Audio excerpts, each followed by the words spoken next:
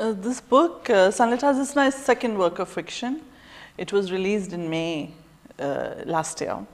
So it's basically the story of one woman and the two men in her life.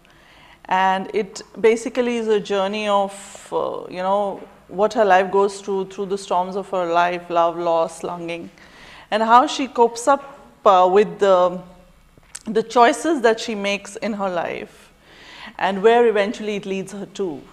And at the basic core, the book talks about how does this woman, which is Medha, who is the protagonist, validates the saying of Rumi that the wound is the place where the light enters you. So in a broad nutshell, that is what the book is about. And it is told, why this book is a bit different is it's told from the point of view of all the three characters, Medha, Nikhil and Rishi. So I have written the book as chapters, alternate chapters, where all the characters speak in the first person. See, it's basically, the book is set in Delhi and in Muscat. So it is also, the running thread of the book is also about relocation. That is also one of the things that is discussed in the book. You know, when you move away from your own country, how do you cope with the emotions that follow or that emerge, which you are not familiar with? You know, leaving the country, leaving your work, away from your loved ones, a crumbling marriage, how do you deal with that stuff? That is what, I've tried to bring out in the book as well. Whenever you read a book or readers read, they always try to find a part of a writer's life in it, which is true, which is possible and which is not also possible.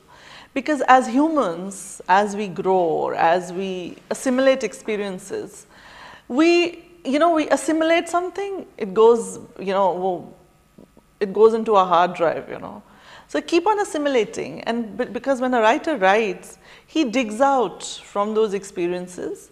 It could be something that has happened with a near one, loved one, or could have happened with him, which he has not consciously assimilated. It just goes into the subconscious. But there is always a flavor which comes. You can't isolate yourself from your writing.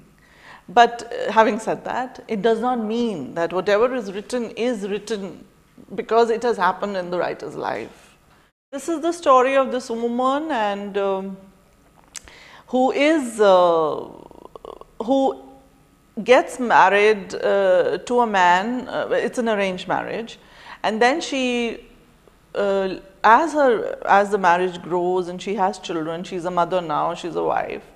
And after 16 years of a marriage, she realizes the empty gaps, the emptiness in the marriage.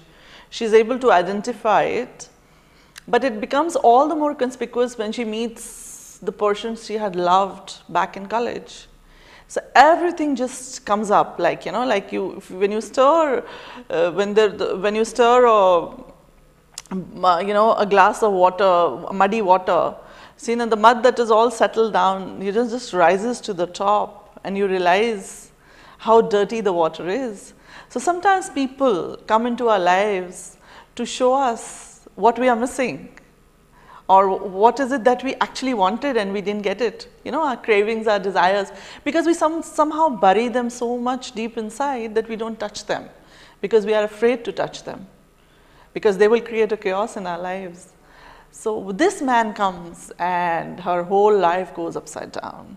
And the whole story is about how she deals with the chaos in her life, in her marriage, and how she is torn as a mother, as a wife, and as a lover.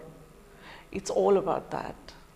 See, I guess, as writers, the most fascinating thing for me is human nature. That really fascinates me. So probably if I observe something about someone, I as a writer would want to delve deeper into it. Like, you don't write something that you know, you write something that you don't know. So it is that, it is something that seduces me as a writer, to go deep down into the character, make the character, behave in a certain manner, and see how that character will respond to that particular situation. That as a basis of any writing, of any fiction writing. That forms the basis. Because as a writer, you are trying to explore a lot of stuff around you. Like for me, writing is about making sense of the world around me. You know, if something doesn't make sense to me, I want to write about it, and I want to make some, you know, some sense out of it.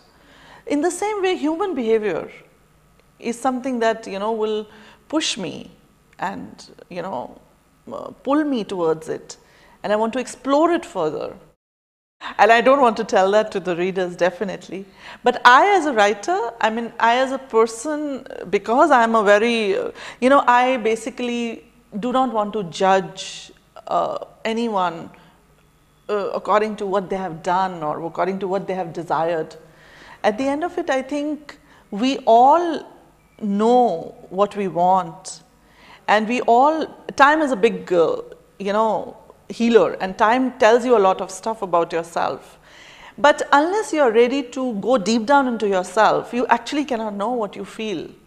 So the book, in a very deeper sense, also talks about being true to yourself.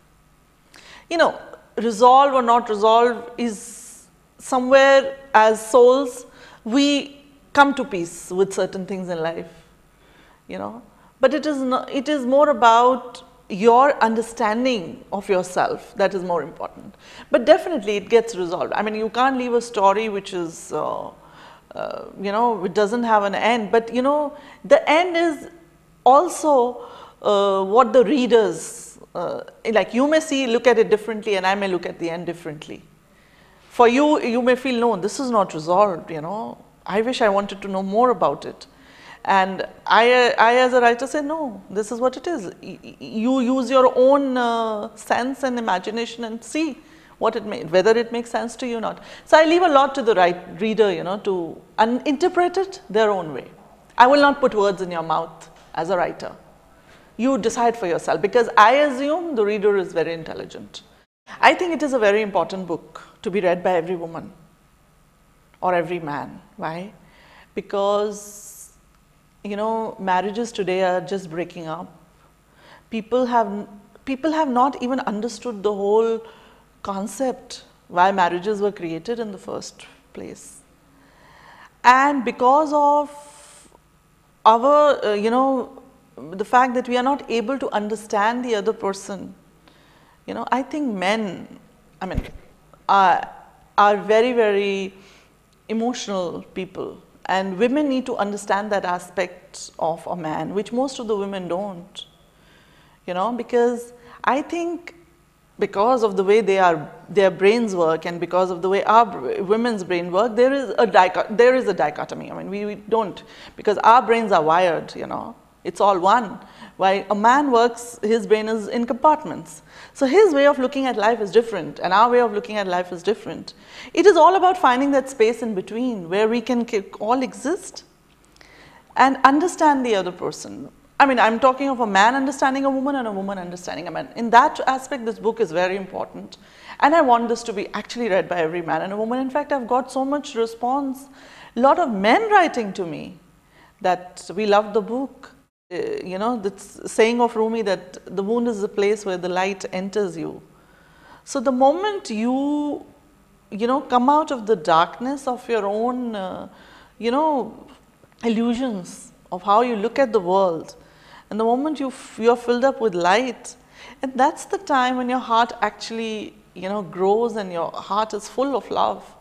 I mean, it's basically to do with you know, Sunlit Hearts is primarily about all these three characters who were, by the end of the book, much more, you know, in tune with their selves, much more connected to their own self, and were sort of enlightened.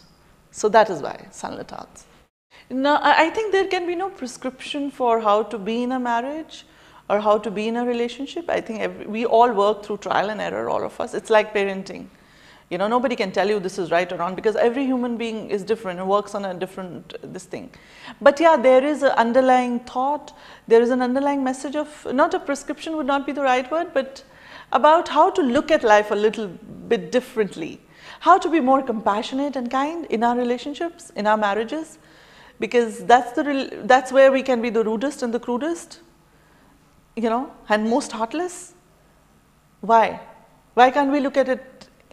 It's like the way you treat your own child, you know. We have compassion, we have kindness, but we forget all that when it comes to a partner, you know. So why can't we why can't we look at the relationship at from a higher plane, you know, and just, you know, things work or don't work is not the point. The fact is that even if a relationship does not work, it does not have to end in an ugly manner. It can still be beautiful, you know. Two people who are absolutely fantastic can be wrong for each other. What's the big deal in it? You know, you are right, I am right, but we are wrong together. Why can't we accept it? I think poetry, you know, poetry is a very different form of writing. It's more intimate. I think when you write fiction, you're trying to make sense of the world, and when I write poetry, I'm trying to make sense of myself. So in that way, it's different. But yeah, a poetic mind, obviously, you know, somewhere or the other gets entangled, you know, into the fiction. But writing fiction is totally different.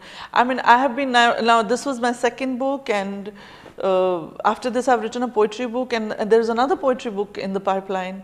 So I think I'm going through this poetry phase right now, where I just want to explore more of myself, inner self.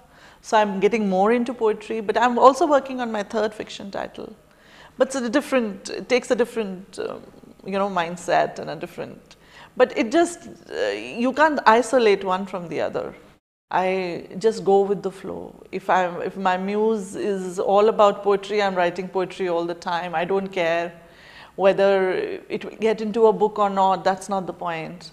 It's all about writing. It is all about confronting yourself, you know, of emptying yourself out.